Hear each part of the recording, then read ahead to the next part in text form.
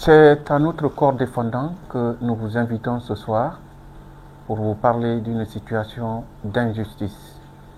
D'injustice parce que la personne morale, je veux parler de l'État, censée protéger les citoyens et leurs biens, est à la base d'une expropriation, d'une double expropriation pour, dit-on, cause d'utilité publique.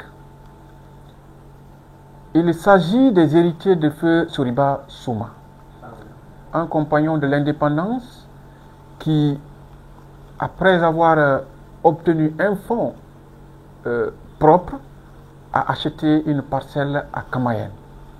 Cette parcelle a fait l'objet d'expropriation parce qu'à l'époque, il n'y avait pas d'école publique au quartier Kamayen.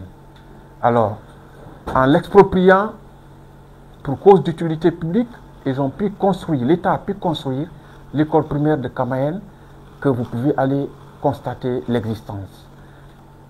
Entre-temps, là où se trouve aujourd'hui la CMIS numéro 1 de Cameroun, cette même parcelle lui a été cédée par l'État, c'est-à-dire une sorte de recasement.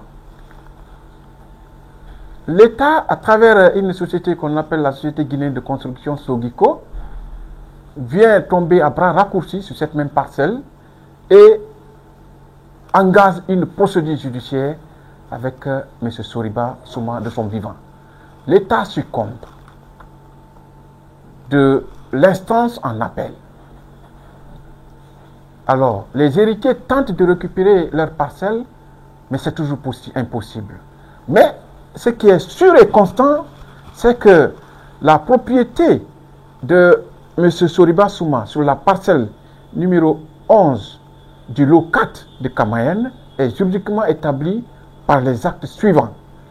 Vous avez la convention de vente entre lui et M.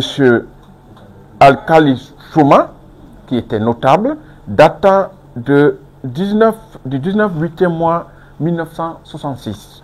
Vous avez également ici un arrêté d'attribution de M.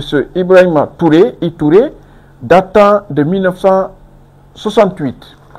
Vous avez un certificat de propriété, toujours pour conforter la propriété de M. Soriba Souma sur la parcelle en question, et vous avez une autorisation de construction.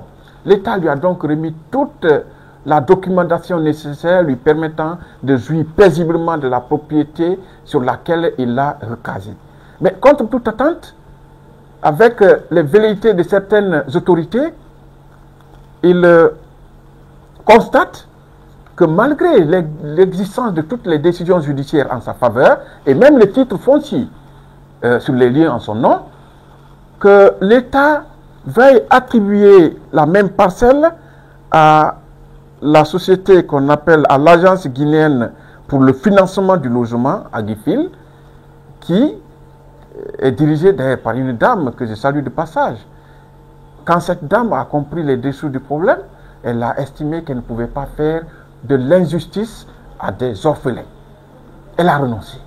Elle a donc renoncé à cette offre de l'État et elle a demandé à ce qu'on lui attribue d'autres parcelles sur lesquelles elle pourrait construire et non pas la propriété de l'État. L'État, avec la patate chaude, récupère lui-même la même parcelle et étend le siège de la CMIS. Quand vous irez tout à l'heure, vous verrez non loin de la clinique Ambroise Paré, vous verrez qu'ils ont encerclé toute la cour avec l'effigie du président, du ministre de la Défense, du ministre de la Sécurité. Mais c'est insupportable. Nous ne pouvons pas nous réjouir de la sueur des orphelins, du malheur des orphelins. L'État qui doit protéger ces orphelins ne peut pas les exproprier.